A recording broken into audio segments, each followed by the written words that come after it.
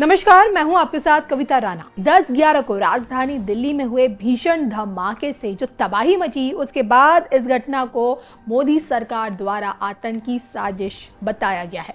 Blast के मुख्य आरोपी डॉक्टर उमर उन नबी का डीएनए मैच हो चुका है और इसी आतंकी साजिश के पीछे डॉक्टरों की फौज, उनके मददगार स्लीपर सेल्स के संदिग्ध चेहरे अब सामने आ चुके हैं।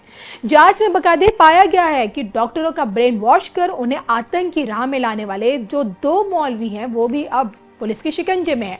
और इस हमले के पीछे जैश ए मोहम्मद का नाम इस वक्त बताया जा रहा है, और जो कि भारत में 26/11 से भी बड़ा हमला कराने की फिराक में था, लेकिन फरीदाबाद में 350 किलो आरडीएक्स पकड़े जाने के बाद उसका ये पूरा प्लान फेल हो गया। और अब जब सोचिए इस आतंकी हमले को लेकर पीएम मोदी एक्शन का ऐलान कर चुके हैं, तो क्या जैश ए मोहम्मद की मैयत पाकिस्तान की जमीन पर दफनाई जाएगी, जिसका जिक्र आध्यात्मिक गुरु स्वामी योग अपनी 1000 दिनों की बर्बादी वाली भविष्यवाणी में पहले कर चुके हैं। 14 मई को मैंने बताया कि अतिचारी हो रहे हैं बृहस्पति 8 वर्ष तक, 2032 तक। एक और तारीख आप ध्यान में ले लेंगे, 18 अक्टूबर। ये अतिचारी गति से चलते हुए 5 महीने के बाद कर्क राशि में आ जाएंगे बृहस्पति, 18 अक्टूबर। और फिर 5 दिसंबर 2025, 5 दिसंबर को देवगुरु दोबारा मिथुन राशि में वापस आ जाएंगे, क्योंकि वो अतिचारी हैं, चाल उनकी जो स्पीड है वो माननी पड़ेगी। तो ये जो 3 तारीखें रहेंगी, 14 मई, 18 अक्टूबर, 5 दिसंबर, इस साल की, आने वाले समय में तो आने वाले साल को देखेंगे, ये तारीखें भारत के चार्ट पे भी अपना असर देंगी जी। साथ साथ में विश्व पे भी देंगी, पाकिस्तान पे भी देंगी। और ये जो 3 महीने जा रहे हैं, मैंने बताया कि 1000 दिन भविष्यवाणी के लिए थोड़े से चैलेंजिंग है, 1000 फर्स्ट फेज के हैं, आगे में तो 8 साल का पूरा लंबा सफर है। तो दिल्ली आतंकी हमले को 48 घंटे से भी ऊपर हो चुकी, और आप भी जानते हैं कि जैसे जैसे जांच ये आगे बढ़ रही है, आतंकी साजिशों के नए नए खुलासे रोंगटे खड़े कर देने वाले हैं। जांच में पता चला है कि भारत को ना सिर्फ सोचिए धमाकों से दहलाने की साजिश थी, बल्कि इन दहशतगर्द डॉक्टरों द्वारा एक अलग तरह का घातक रसायन भी तैयार किया जा रहा था, ताकि मास किलिंग को अंजाम दिया जा सके, वो भी भारत की धरती पर।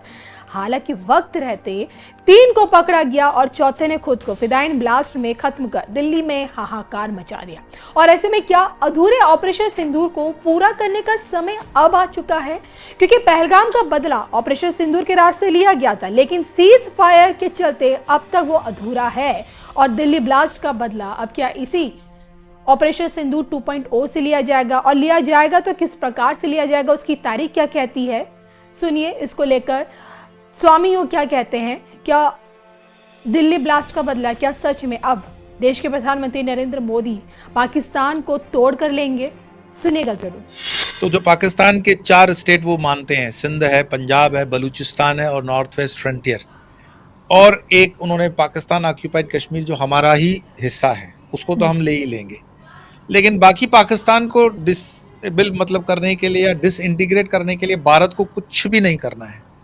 भारत बैठ करके आराम से चाय पीता रहे, वो आपस में ही लड़मर करके यूं ही टूट जाएंगे, क्योंकि बलूची वैसे ही नाराज चल रहे हैं, पंजाबियों ने पूरे पाकिस्तान पे कब्जा कर रखा है, सिंधियों को उन्होंने गुलाम करके रखा हुआ है, और नॉर्थ वेस्ट फ्रंटियर के वैसे ही पख्तूनवा इलाके के पठान उनसे नाराज चल रहे हैं। तो पाकिस्तान एज सच कोई देश नहीं है, पाकिस्तान एज सच कोई संस्कृति नहीं है, पाकिस्तान एज सच कोई उनकी रूट्स नहीं है। ये तो क्या है कि पॉलिटिकल कंपल्जन से हमारे नेताओं की भी गड़बड़ी रही होगी उस समय के, और उनके भी रही होगी कि वो ज्योग्राफिकली उस एरिया को अलग करके उस पॉकेट को उन्होंने देश बनाया। संभावना ये बन रही है, मैं आपको बताऊं, ये थोड़ा सा वापस मैं समय से पहले बोल रहा हूं, पाकिस्तान की जनता रिवॉल्ट करेगी और पाकिस्तान की जनता सामने से कहेगी कि जनता अपने तरफ से कि आप फॉरेन के अफेयर्स मतलब विदेश मंत्रालय, उसका डिफेंस मंत्रालय और जो इकोनॉमिक्स की करेंसी होती है, उस 3 को फेडरल सिस्टम में भारत के, जो अखंड भारत का बात मैं कर रहा हूँ, उस जी। अखंड भारत के अंदर पाकिस्तान की भू-भाग को हम कोई लेने वाले नहीं हैं।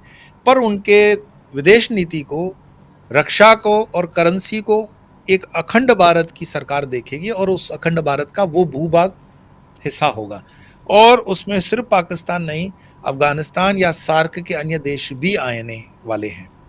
It will take some time, अभी कोई इंस्टेंट होने वाला नहीं है, बहुत जल्दी जलसे करने के लिए मैं नहीं बोल रहा हूँ, पर ये परिस्थितियां उस तरफ ला देंगी, आप मानो न मानो, करो न करो, उससे कोई फर्क नहीं पड़ता, ये होकर रहेगा। ये परिस्थितियां उस तरफ जा रही हैं, हमें दिखाई दे रही हैं। जब 4-6 महीने पहले हम अपने भविष्यवाणी में कहते हैं कि पाकिस्तान का समय खराब आ रहा है, तब थोड़ी किसी को पता था कि कश्मीर उसका ट्रिगरिंग पॉइंट होगा। कर दी जी। ना गलती उन्होंने। तो इसी तरह से पाकिस्तान की जनता रिवॉल्ट करने वाली है। पाकिस्तान का बलूची जनता अलग पड़ जाएगा, पंजाबी अलग पड़ जाएगा, सिंधी अलग पड़ जाएगा, नॉर्थ वेस्ट फ्रंटियर अलग पड़ जाएगा, और कश्मीर तो मजबूरी में, मतलब जिसको बोलते हैं ना कि यहाँ भी मर रहा है वहां भी मर रहा है, उसको चुनाव करके भारत में ही आना पड़ेगा, उसके कश्मीर को कोई रास्ता नहीं है। और तब जाकर के ये शांति का जो माहौल बनेगा, इट विल टेक टाइम। और जो 2032 तक आप बोले कि पाकिस्तान रहेगा, पाकिस्तान नहीं रहेगा, पाकिस्तान डिसइंटीग्रेट हो जाएगा। हाँ, याद रखो कभी भी कि आप कितने भी, ये जो फफूंद होती है, गंदे किस्म के जीव होते हैं, चींटे मकोड़े होते हैं, इनको कितना भी फिल्टर से मारो, हमेशा के लिए नहीं मरते हैं।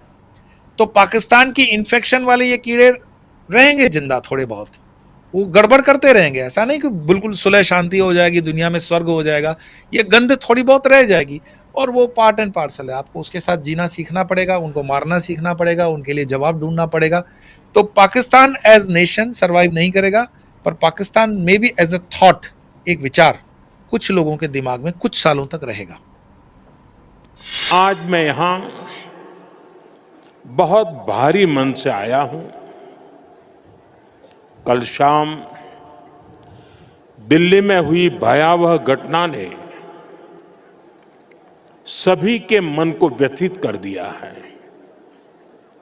मैं पीड़ित परिवारों का दुख समझता हूं। आज पूरा देश उनके साथ खड़ा है। मैं कल रात भर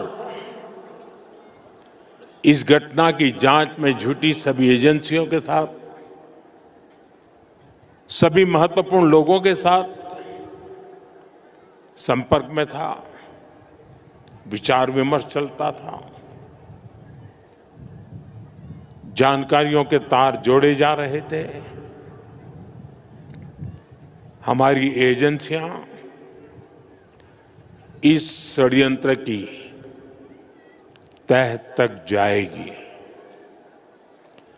इसके पीछे के षड्यंत्रकारियों को बख्शा नहीं जाएगा। All those responsible will be brought to justice